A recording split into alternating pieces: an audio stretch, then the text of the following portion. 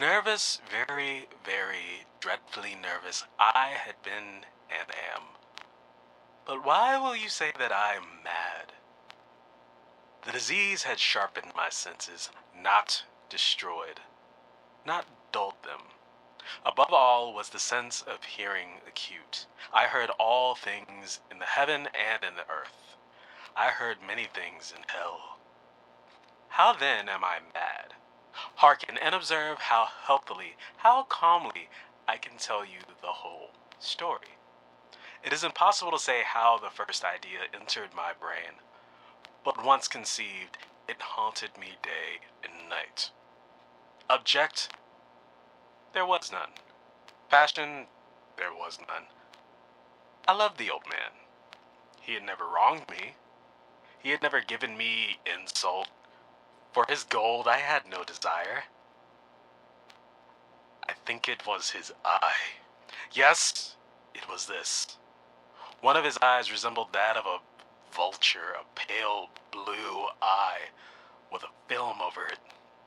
Whenever it fell upon me, my blood ran cold.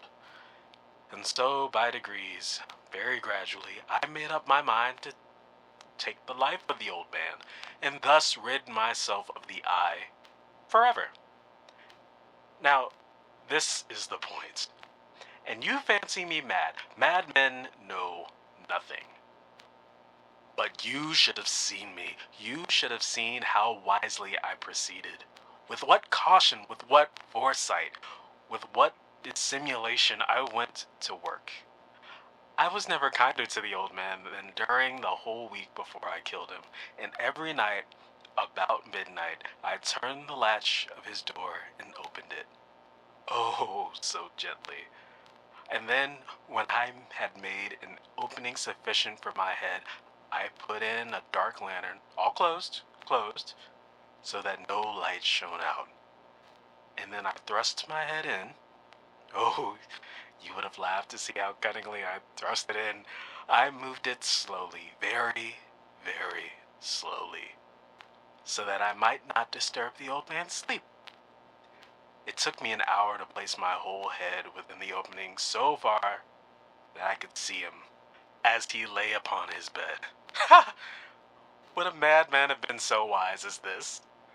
And then, when my head was well in the room, I undid the lantern cautiously. Oh, so cautiously. Cautiously, for the hinges creaked. I undid it just so much that a single thin ray fell upon the vulture eye. And this I did for 7 long nights, every night, just at midnight.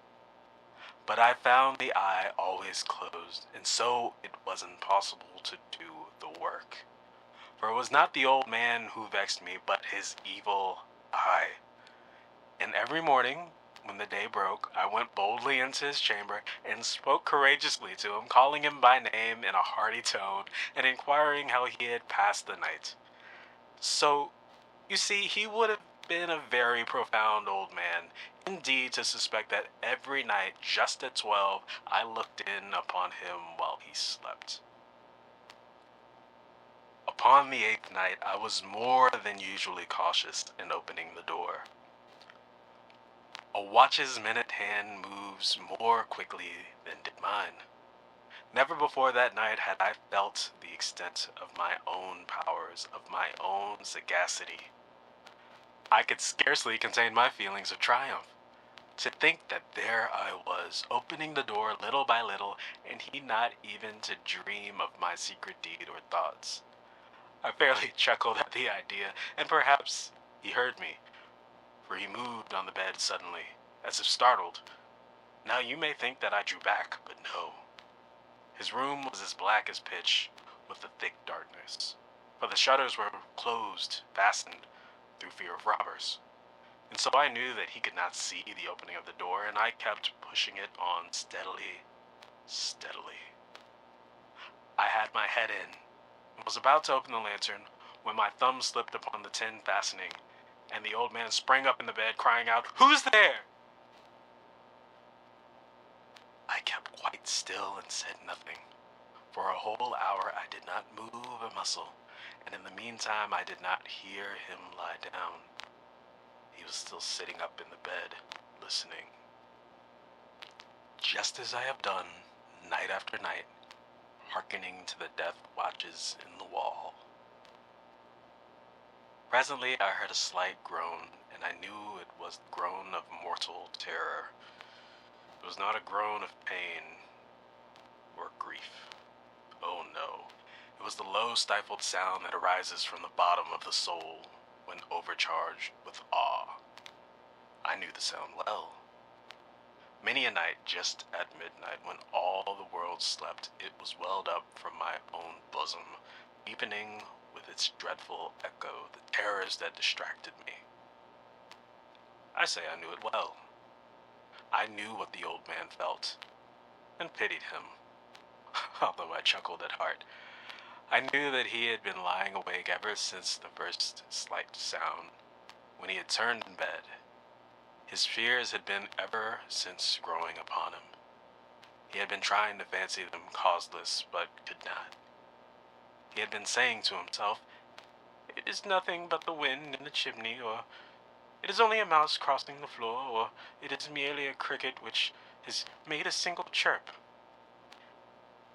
Yes, he has been trying to comfort himself with these suppositions, but he had found all in vain. All in vain, because death, approaching him, had stalked with his black shadow before him and enveloped the victim. And it was the mournful influence of the unperceived shadow that caused him to feel, although he neither saw nor heard, to feel the presence of my head within the room. When I had waited a long time very patiently, without hearing him lie down, I resolved to open a very, very little crevice in the lantern. So, I opened it. You cannot imagine how stealthily, until at length a single dim ray, like the thread of the spider, shot from out the crevice and fell upon the vulture eye. It was open, wide, wide open, and I grew furious as I gazed upon it. I saw it with perfect distinctness, a dull blue with a hideous veil over it that chilled the very marrow in my bones. But I could see nothing else of the old man's face or person, for I had directed the ray as if by instinct precisely upon that damned spot. And now have I not told you that what you mistake for madness is but over-acuteness of the senses? Now I say, there came to my ears a low, dull, quick sound, such as a watch makes when enveloped in cotton. I knew that sound well, too. It was the beating of the old man's heart. It increased my fury, as the beating of a drum stimulates the soldier into courage. But even yet I refrained and kept still. I scarcely breathed. I held the lantern motionless. I tried how stealthily I could maintain the ray upon the eye. Meantime, the hellish tattoo of the heart increased. It grew quicker and quicker, and louder every instant. The old man's terror must have been extreme. It grew louder, I say louder every moment. Do you mark me well? I've told you that I am nervous. So I am. And now, at the dead hour of the night, amid the dreadful silence of that old house, so strange a noise as this excited me to uncontrollable terror. Yet for some minutes longer I refrained and stood still. But the beating grew louder and louder. I thought the heart must burst, and now a new anxiety seized me. The sound would be heard by the neighbor. The old man's hour had come. With a loud yell, I threw open the lantern and leaped into the room. He shrieked once only. In an instant, I dragged him to the floor and pulled the heavy bed over him. I then smiled gaily to find the deed so far done. But for many minutes the heart beat on with a muffled sound. This, however, did not vex me. It would not be heard through the wall. At length it ceased. The old man was dead. I removed the bed and examined the corpse. Yes, he was stone dead. I placed my hand upon the heart and held it there many minutes. There was no pulsation. He was stone dead. His eye would trouble me no more. If you still think me mad, you will think so no longer when I describe the wise precautions I took for the concealment of the body. The night waned and I worked hastily, but in silence. First of all, I dismembered the corpse. I cut off the head and the arms and the legs. I then took up 3 planks from the flooring of the chamber and deposited all between the scantling. I then replaced the boards so cleverly, so cunningly, that no human eye, not even his, could have detected anything wrong. There was nothing to watch out, no stain of any kind, no blood spot whatsoever. I had been too wary for that. A tub had caught all. When I had made an end of these labors, it was 4 o'clock, still dark as midnight. As the bell sounded the hour, there came a knocking at the street door. I went down to open it with a light heart, for what had I now to fear? There entered 3 men, who introduced themselves with perfect suavity as officers of the police.